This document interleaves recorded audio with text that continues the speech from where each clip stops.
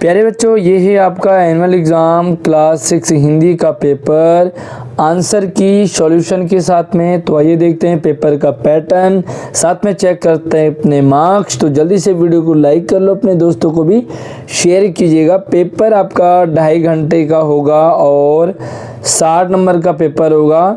सबसे पहली चीज़, आपको अपने राइटिंग का विशेष ध्यान रखना है। जितनी अच्छी आपकी राइटिंग होगी उतने अच्छे आपके मार्क्स आने वाले हैं, इसकी गारंटी है। तो जल्दी से वीडियो को लाइक और अपने दोस्तों को भी शेयर कीजिएगा। पहला प्रश्न आपके लिए अनरीड पैसेज है, जो कि 6ठी क्लास का नहीं होगा, लेकिन हाँ कहीं ना कहीं आपने से 5वीं में पढ़ा हो, 4थी में पढ़ा हो, ठीक है। तो यहाँ पे एक गद्यांश है और इससे रिलेटेड कुछ क्वेश्चंस होंगे।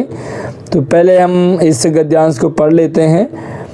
ओणम के दिन हर घर के आंगन में रंग बिरंगे फूलों से रंगोली सजाई जाती है। यहाँ पर ओणम एक त्यौहार है केरल का, उसके बारे में बताया है।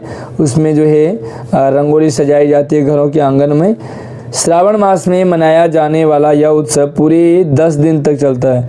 कितने दिन तक चलता है? 10 दिन तक। प्रत्येक दिन रंगोली के आकार और फूलों की संख्या तथा विविधता में वृद्धि होती है। ओणम के दिन बनाई जाने वाली बड़ी रंगोली को पुक्कलम कहा जाता है। ओणम के दिन विशेष दावत साध्य का आयोजन किया जाता है। एक विशेष दावत उस दिन होती है जिसका नाम साध्य रखा गया है।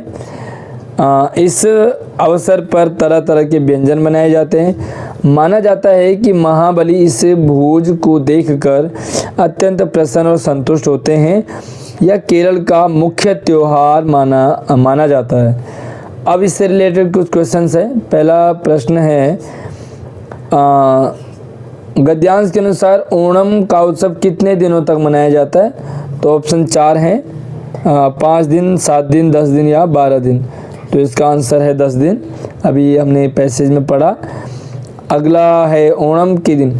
अच्छा, 4 ऑप्शन में से आपको एक को टिक करना है और पूरा मार्क्स आपको उसका मिल जाता है। अगला है, ओणम के दिन बनाई जाने वाली बड़ी रंगोली को कहा जाता है साध्य, ऐपण, पुक्कलम या अल्पना। तो इसका ग ऑप्शन है पुक्कलम, ये बड़ी रंगोली का नाम है। अब अगला जो है आपको 2 प्रश्न होंगे, जो कि थोड़ा सा आपको एक छोटा प्रश्न होगा, एक बड़ा होगा, 1 नंबर का 2 नंबर का। पहला है कि ओणम किस राज्य का प्रमुख त्यौहार है? तो ओणम जो है वो केरल का, ठीक है, यहाँ पे लिखेंगे आप कि ओणम केरल राज्य का प्रमुख त्यौहार है। अगला है, ओणम के दिन साध्य का आयोजन क्यों किया जाता है? तो साध्य जो कि एक पकवान है।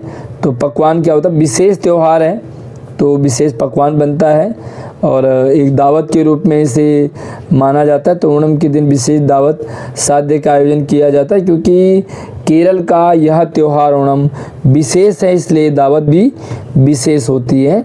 बाकी आप इसे बना के लिख सकते हैं, भाई त्यौहार में खास खाना तो बनता ही है। अगला आपके पास एक कविता है और इस कविता को आपको पढ़ना है कि लहराता बल खाता नीम, दिन भर हंसता गाता नीम, चिड़िया कौवा तोता सबसे अपना स्नेह जताता नीम, नहीं डॉक्टर फिर भी देखो कितने रोग भगाता नीम, चले प्रदूषित वायु कभी तो उसको शुद्ध बनाता नीम। जो नीम का पेड़ है, नीम के पत्ते हैं, उसकी यहाँ पर बात की गई है। अगला है, कड़वे तन में मन को मीठा रखना हमें सिखाता नीम। कड़वा तन हो लेकिन मन हमारा मीठा होना चाहिए, ये नीम सिखाता है। कि हता चले तो झूम झूम के सबका मन बहलाता नीम, लेता नहीं किसी से कुछ भी पर कितना दे जाता नीम। तो नीम का पेड़, उसकी बहुत सारी क्वालिटी हैं, दवाई से लेकर के हो या है ना, बहुत सारी चीज़। अब यहाँ पे कुछ क्वेश्चंस हैं। पहला प्रश्न है, पद्यांश के अनुसार नीम वायु को कैसा कर देता है? शुद्ध, अशुद्ध, ठंडा या गर्म? तो इसका आंसर है शुद्ध। जो नीम है वो वायुमंडल को, हवा को शुद्ध कर देता है। अगला प्रश्न है, पद्यांश के अनुसार नीम का पेड़ डॉक्टर की तरह क्या काम करता है? सुई लगाता है, टाँके लगाता है, रोग भगाता है या पैसे लेता है? तो डॉक्टर की तरह क्या करता है? रोग भगाता है ना। जैसे डॉक्टर रोग भगाता है वैसे नीम का पेड़ भी रोग भगाता है। अब 2 प्रश्न आपको लंबे हैं, एक छोटा 1 नंबर का, एक 2 नंबर का। तो पहला प्रश्न है, पद्यांश के अनुसार नीम हमें क्या सीख देता है? तो नीम हमें सीख देता है कि हमारा तन भले ही कड़वा हो, क्योंकि नीम का जो तन है, जो टहनी है, वो कड़वी होती है, लेकिन फिर भी अंदर बहुत मीठा होता है। अंदर का मतलब है कि हमारे रोग दूर कर देता है, तो वो एक तरह से हमारे लिए अच्छा है, भले स्वाद में कड़वा हो। अगला है कि पद्यांश में वर्णित नीम की 2 विशेषताएं यानी कि क्वालिटी, अच्छी बातें। तो पद्यांश में नीम की बहुत सारी अच्छी बातें बताई है, जैसे कि वह डॉक्टरों की तरह इलाज करता है, वह वायुमंडल को शुद्ध करता है, वह सबके मन को बहलाता है। यहाँ पे बहुत सारी चीज़ें बताई है इन्होंने, है ना। वह लेता कुछ नहीं है लेकिन बहुत कुछ दे जाता है हम इंसानों को। तो कोई भी 2-3 आप लिख लेंगे, आपको पूरे मार्क्स मिल जाते हैं। अब हमारे पास एक ग्रामर पार्ट है, तो ग्रामर पार्ट को आपको ध्यान से समझना है, क्योंकि पूरे मार्क्स आते हैं आपको ग्रामर में। ठीक है, आइए देखते हैं। पहला प्रश्न है, पर्यायवाची शब्दों का मिलान करना है। तो यहाँ पे कॉलम ए और कॉलम बी है, आपको मिलाना है। सागर का मतलब क्या होता है? तो सागर मतलब होता है समुद्र, घोड़ा मतलब अश्व, और पुत्र मतलब बेटा। इस तरह से आपने एक दूसरे से मैच कर लेना है। अगला एक कहावत है, जहाँ डैश वहाँ रहा। आपको यहाँ पे डैश की जगह कहावत को पूरा लिखना है। तो यहाँ पे जहाँ चाह वहीं रहा, यानी कि जो हमने चाह लिया वहाँ हमारा रास्ता बन जाता है। जो हमने ठान लिया तो वो काम जरूर होता है। अगला है, हरी दूब पुल की मुस्काई। आपको विशेषण शब्द पहचानना है। तो विशेषण क्या? हरी। दूब की विशेषता बता रहे हैं, हरी। तो हरी शब्द आपका विशेषण है। आदर का विलोम क्या होगा? तो आदर का विलोम होता है निरादर। विलोम मतलब होता है उल्टा, तो आदर का उल्टा क्या है? निरादर। ठीक है, अगला प्रश्न है, जो खेती करता है वाक्यांश के लिए एक शब्द। वाक्यांश मतलब पूरे सेंटेंस के लिए एक शब्द बताना है। तो जो खेती करता है क्या लिखेंगे? किसान। खेती कौन करता है? किसान करता है। मुंह खिल जाना मुहावरे का अर्थ है। मुंह खिल जाना मतलब होता है खुश होना या प्रसन्न होना। ठीक है, एक प्रत्यय से शब्द बनाइए। प्रत्यय कहाँ लगता है? शब्द के अंत में लगता है। तो अंत में एक, जैसे दिन जमाइक दैनिक, जैसे सप्ताह जमाइक साप्ताहिक, जैसे माह जमाइक मास जमाइक मासिक। ठीक है, इस तरह से आप कोई भी एक लिख सकते हैं। आप मुझे कमेंट करके ज़रूर बताइएगा कि आप कौन से स्कूल में पढ़ रहे हैं, और आप जो है इस समय इस वीडियो को किस डिस्ट्रिक्ट से देख रहे हैं, कहाँ से देख रहे हैं आप। खड़क सिंह ने घोड़ा नहीं लौटाया। दिया गया वाक्य अर्थ के आधार पर निषेधवाचक है सही या गलत। निषेधवाचक मतलब होता है जहाँ पे में ना की फीलिंग होती है, जहाँ पे नेगेटिव सेंटेंस होता है। तो यहाँ पे नहीं जो है वो नेगेटिव ही है, तो आपको लिखना हाँ सही है ना, ये वाक्य निषेधवाचक है। अब आपको जो चैप्टर आपने पढ़ा है मल्हार, उससे रिलेटेड एक पद्यांश है, सॉरी यहाँ पे गद्यांश से पहला प्रश्न, और फिर आपको इसके रिलेटेड क्वेश्चन आंसर देने। शाहजहाँपुर आने के थोड़े दिनों बाद दादी ने अपनी छोटी बहन को बुला लिया। उन्होंने माताजी को गृह कार्य की शिक्षा दी। थोड़े दिनों में माताजी ने घर के सब काम काज को समझ लिया और भोजन आदि का ठीक ठाक प्रबंध करने लगी। मेरे जन्म होने के 5 या 7 वर्ष बाद उन्होंने हिंदी पढ़ना आरंभ किया। पहले हिंदी नहीं आती थी उन्हें, पढ़ने का शौक़ उन्हें खुद ही पैदा हुआ था। मोहल्ले की सखी सहेली जो घर पर आया करती थी, उन्हीं में जो शिक्षित यानी कि पढ़ी लिखी होती थी, माताजी उनसे अक्षर बोध करती। जो भी घर में पढ़े लिखे आते उनसे माताजी पढ़ना शुरू कर देती थी। इस प्रकार घर का काम सब काम कर चुकने के बाद जो कुछ समय मिलता, देखो घर के सारे काम करने के बाद क्या करती हैं, वो पढ़ना लिखना सीखती थी। परिश्रम के फल से थोड़े दिनों में ही वह देवनागरी पुस्तकों का अध्ययन करने लगी। बहुत अच्छी बात है ना। बहुत सारे बच्चे पढ़ने में ध्यान नहीं देते, उछलते कूदते मचाते, स्कूल में जाते सिर्फ खेलने के लिए, मिड डे मील के लिए, खाने के लिए, एंजॉय करने के लिए। लेकिन आप ये देखो कि लेखिका की माँ घर के सारे काम करने के बावजूद भी वह पढ़ती थी और एंड में वो बहुत अच्छा मतलब किताबें वो पढ़ने लगी थी। अब आपको यहाँ पे कुछ MCQ के 4 ऑप्शन वाले प्रश्न हैं। राम प्रसाद बिस्मिल की माताजी को गृह कार्य की शिक्षा किसने दी? तो इसका उत्तर है अपनी दादी की छोटी बहन, क्योंकि दादी की छोटी बहन आई थी ना। अगला है गद्यांश के अनुसार माताजी ने कौन सी भाषा पढ़ना आरंभ किया? उन्होंने करा हिंदी। ठीक है। अगला प्रश्न है गद्यांश के अनुसार माताजी का स्वभाव कैसा था? तो माताजी का स्वभाव परिश्रमी था, क्योंकि वो बहुत मेहनत करती थी, घर के सारे काम करने के बाद पढ़ाई लिखाई करती थी। अगला प्रश्न है कि माताजी ने अपनी सहेलियों से क्या सीखा? तो माताजी ने अपनी सहेलियों से अक्षर बोध पढ़ना सीखा। ठीक है। तो यहाँ तक आपके क्वेश्चन। अब ये आपको गद्य पाठ पर आधारित कुछ क्वेश्चन है, ध्यान रखिए। 2 प्रश्न करने, 2-2 नंबर के, तो आपको 2-2.5 लाइन का आंसर इसका लिखना, ज़्यादा बड़ा नहीं। मॉरिशस में प्रचलित भाषाओं में से किन 2 भाषाओं के नाम आपको बताने? तो जो मॉरिशस में जो भी उन्होंने भाषाएं पढ़ी समझी, उनमें से आपको कोई भी बताना है कौन सी भाषाएं थी। तो यहाँ पे उन्होंने 2 भाषाओं के नाम लिए हैं, तो आप कोई भी 2 भाषाएं आप क्रेयोल का भाषा लिख सकते हैं। ठीक है, क्रेयोल। साथ में आप भोजपुरी लिख सकते हैं। ठीक है, आप लिख सकते हैं फ्रेंच, तो फ्रेंच भी उन्होंने यहाँ पे भाषाएं प्रचलित थी। अगला, बाबा भारती ने खड़ग सिंह से क्या प्रार्थना की और क्यों?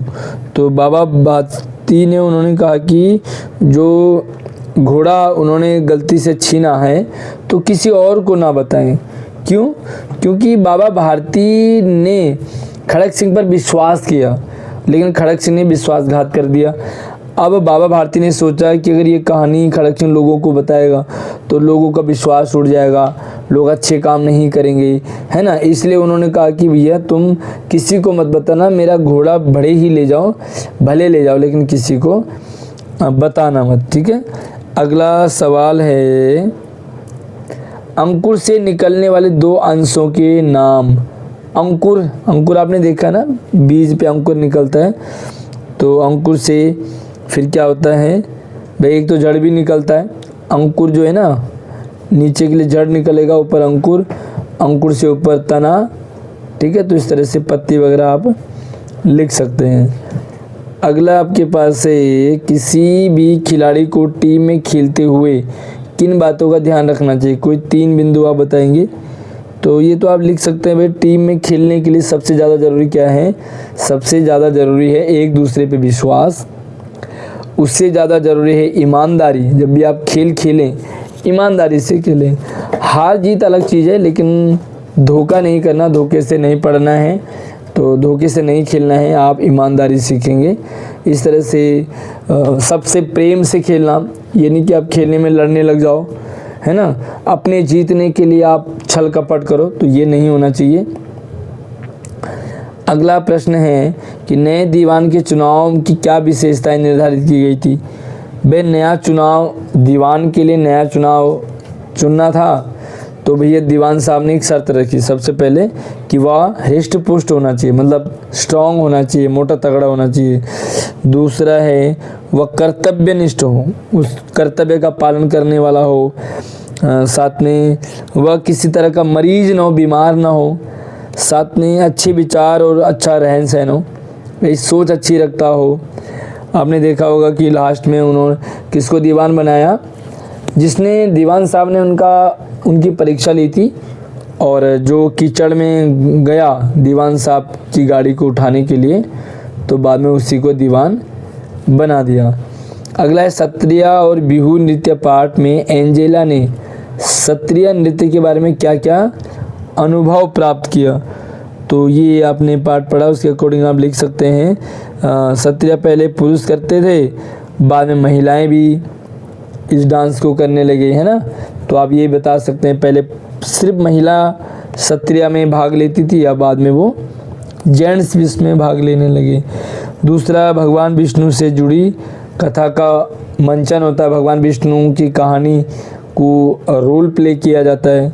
जैसे रामलीला होती है ना, वैसे विष्णु की लीला मंचन होता है।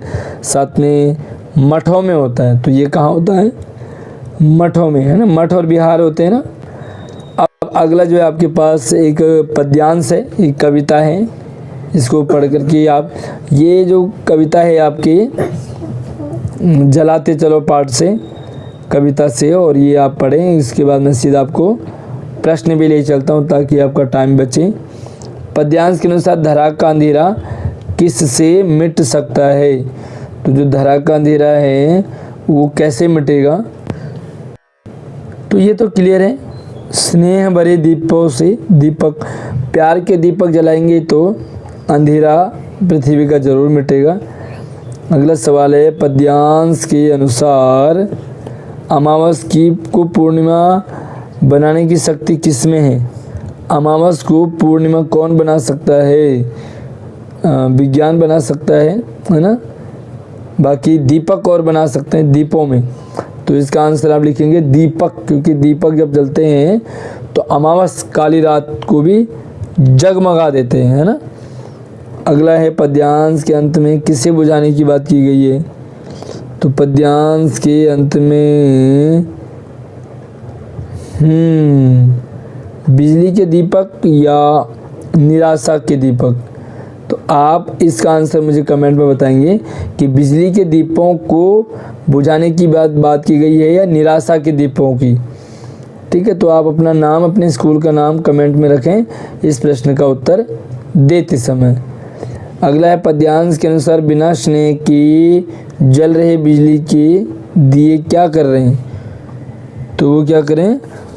कर्तव्य पथ से दूर कर रहे हैं। भाई बिना तेल पानी के चलेगा तो ये एक तरह से मान के चलो कि जो हमारा कर्तव्य है उससे में दूर कर रहे हैं। अगला आपके पास कुछ चैप्टर हैं, चैप्टर की क्वेश्चन है कि पहली कविता पहली बूंद में अंबर यानी कि आसमान और जलधर यानी कि बादलों को भी कहते हैं कि तुलना किससे की गई है? तो यहाँ पे जो अंबर है वो नीला आसमान है और जलधर यानी कि काली पुतली, ठीक है, काली पुतली को जलधर कहा है और अंबर का है नीला नयन, आँखें। अगला है, भारत भूमि पर जन्मे किन्हीं दो महान व्यक्तियों के नाम? तो भारत भूमि में बहुत सारे लोग जन्मे हमारे भारत में।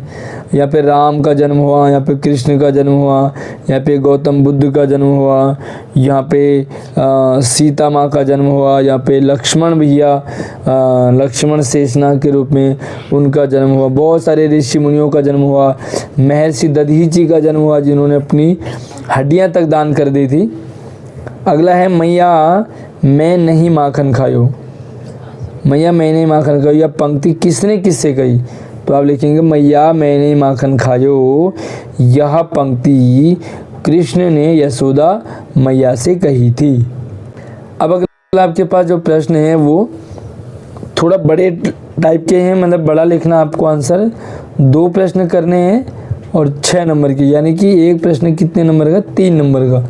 थोड़ा सा आपको उसके साइज़ को बड़ा करना होगा आंसर के, यानी कि 3 से 4 लाइन। अगला प्रश्न है कि रहीम कवि के अनुसार थोड़े दिन की विपदा अपने पराये का भेद बता देती है। आप इस कथन से सहमत हैं या नहीं? तो आपने अपने तर्क देने हैं। अच्छा, जब कोई बीमारी में थोड़े दिन के लिए आती है तो उसमें हम अपने और परायों को पहचान जाते हैं। जब हम पे मुसीबत आती है, थोड़े टाइम के लिए आपको चोट लगी हो और आपके जो करीब होते हैं, जो आपके अपने होते हैं, वो आपकी सेवा में लग जाएंगे, वो आपके हालचाल पूछेंगे, आपसे मिलने आएंगे। दूर के हैं तो आपके बारे में बात करेंगे, है ना, कि आपको जो बीमारी है, जो चोट है वो कैसी है, आपकी मदद करेंगे। हो सकता है आपको हॉस्पिटल ले जाना या आपकी दवाई करना या आपको अच्छा अच्छा खाना खिलाना, ठीक है। तो ये पता लग जाता है। और जो अपने नहीं होते वो दूर भाग जाते हैं, वो सेवा नहीं करेंगे, है ना। तो आपको जो थोड़े दिन की मुसीबत है उसमें अपने पराई का पता चल जाता है। अगला है, युद्ध क्षेत्र में चेतक ने अपनी वीरता का प्रदर्शन कैसे किया? वह चेतक जो राणा प्रताप का घोड़ा था वो कैसे चलता था? वो बहुत खतरनाक घोड़ा था, ठीक है। तो क्या करता था वो, उसकी जो चाल है दौड़ना बहुत तेज़ था। दूसरा वो निडर होकर के चलता था घोड़ा किसी से डरता नहीं था, साथ में दुश्मनों के भी छक्के उड़ा देता था। और राणा प्रताप के प्रति स्वामी भक्ति रखता था, मतलब राणा प्रताप को कहीं बीच में फंसने नहीं देता था, उन्हें बचाता था। तो बहुत सारी क्वालिटी थी चेतक में। अगला है कि पाठ मैया मैंने माखन खायो पद के अनुसार लिखिए कि श्री कृष्ण ने अपनी लकुटी और कामरिया क्यों लौटा दी। कामरिया यानी कि कंबल, तो क्यों लौटा दी, क्योंकि माँ यशोदा, सबसे पहले तो माँ यशोदा शक कर रही थी, माँ यशोदा विश्वास नहीं कर रहे थे अपने बेटे कृष्ण पे। हालांकि कृष्ण झूठ बोल रहे थे लेकिन विश्वास नहीं कर रही थी, इसलिए उन्होंने कहा अपनी कमल और अपनी जो लकुटी लाठी है वो ले ले। साथ में और क्या कह सकते भाई, कृष्ण का बहाना है ना। कई बार हम अपने घर वालों को इस तरह अपने बातों में उलझाते हैं झूठ बोल करके। आपके घर में भी ऐसे बच्चे होंगे जो झूठ बोल करके आपको उलझाते हों अपनी बात को प्रूव करने के लिए, भाई मैं ठीक हूँ। हालांकि कृष्ण गलत थे लेकिन बच्चा करता है मैं ठीक हूँ, और उसके लिए वो दूसरों को गलत ठहरा देता है। ठीक है, तो इस तरह से आप लिख सकते हैं। अगला प्रश्न आपके लिए 6 नंबर का आपको पत्र है ना। तो पत्र में आपको क्या लिखना है, आप कौन है, रेखा रोशन है। कल्पना करें आपको एक बोलने वाला पेड़ मिला, वाओ, ऐसा पेड़ मिला जो बोलता हो। अपने भाई बहन को इस घटना के बारे में बताते हुए पत्र लिखना है, एक लेटर लिखना है। तो कैसे लिखेंगे भाई बहन को पत्र, प्रिय भाई प्रिय बहन कैसे हो, हालचाल पूछना, फिर अपने हालचाल बताना मैं भी ठीक हूँ, उम्मीद है सब ठीक होंगे। फिर आप बताएं कि भाई पत्र क्यों लिख रहा है। तो अच्छा, मैं पत्र बताने का खास कारण यह है कि मुझे एक बोलने वाला पेड़ मिला, अजीबोगरीब पेड़ मिला जो बातें करता है, जो बोलता है, जो सुनता भी है। ठीक है, तो आप बताइए कि भाई बहुत एंजॉय करता हूँ मैं इस पेड़ के साथ, आप भी आइए और इस पेड़ को देखो, आप भी इससे बातें करोगे। ठीक है, वीडियो को लाइक करने में कंजूसी बिल्कुल भी ना करें। अगला है कि या तो आप ऊपर वाला करें या आप नीचे वाला करें। तो नीचे वाला अथवा में क्या है कि आप आरती या अमरजीत हैं। इस वर्ष होने वाले खेल दिवस में कुछ नए और रोचक खेल शामिल करने का सुझाव देते हुए अपने विद्यालय के प्रधानाचार्य को आपको पत्र लिखना है। सीधी सी बात है कि आपके स्कूल में घिसे पिटे खेल खेले जाते हैं। अब अपने स्कूल में अपने प्रिंसिपल को बताइए कि भाई नए गेम खेलो जिसमें आपका दिमाग भी चले, फिजिकल एक्टिविटी भी हो, आपको अच्छा एक नाम हो आपका, है ना। तो इस तरह से आप लिखें, सेवा में श्रीमान प्रधानाचार्य जी अपने स्कूल का नाम। कमेंट में मुझे अपने स्कूल का नाम ज़रूर मेंशन करें ताकि हम एक एनालाइज करते हैं कि हमारी वीडियो कहाँ कौन कौन से स्कूल में देखी जा रही है। तो अपने प्रिंसिपल को पत्र लिखें, उन्हें सुझाव दें कि भाई गेम में नए खेल दिवस में नए गेम ऐड करें जिससे मज़ा भी आएगा, सीखने को भी मिलेगा। ठीक है, इस तरह से आप पत्र लिख सकते हैं। तो ये वो पेपर था। साथ में इसके बाद जो है आपको अनुच्छेद लिखने के लिए, तो अनुच्छेद में आपको 6 नंबर का अनुच्छेद आता है। 3 टॉपिक है, मेरा विद्यालय, वृक्ष लगाओ जीवन बचाओ या स्वच्छता का महत्व। अच्छा, इन तीनों में से एक लिखना। अगर आप ये वाला लिख रहे हैं मेरा विद्यालय, तो ये वाला टॉपिक आपको नहीं करना है। अगर आप ये वाला टॉपिक लिख रहे हो तो आपको ये 2 टॉपिक नहीं लिखने। अगर आप तीसरा वाला टॉपिक लिख रहे हो स्वच्छता का महत्व, तो आपको ये और ये नहीं करना है, यानी कि एक ही करना है। तो मुझे लगता है कि जो मेरा विद्यालय है वो टॉपिक आपको इजी रहेगा, मेरा स्कूल, क्योंकि अपने स्कूल के बारे में आपको लिखना है। तो अपने स्कूल में जो भी चीज़ें हैं, चाहे वो क्लासरूम से लेकर के हो, आपके दोस्तों से लेकर के हो, आपके टीचर से रिलेटेड हो, ग्राउंड हो, पीटी हो, खेलने का, मिड डे मील, पढ़ाई का, सारा एक्सपीरियंस आप मेरा विद्यालय में लिख दें, आपको पूरे और अच्छे मार्क्स मिलेंगे, ये मेरी गारंटी है।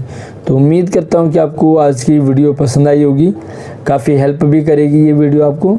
अगले साल भी आप इसे एज ए सैम्पल पेपर अपने छोटे भाई बहनों को भी शेयर कर सकते हैं।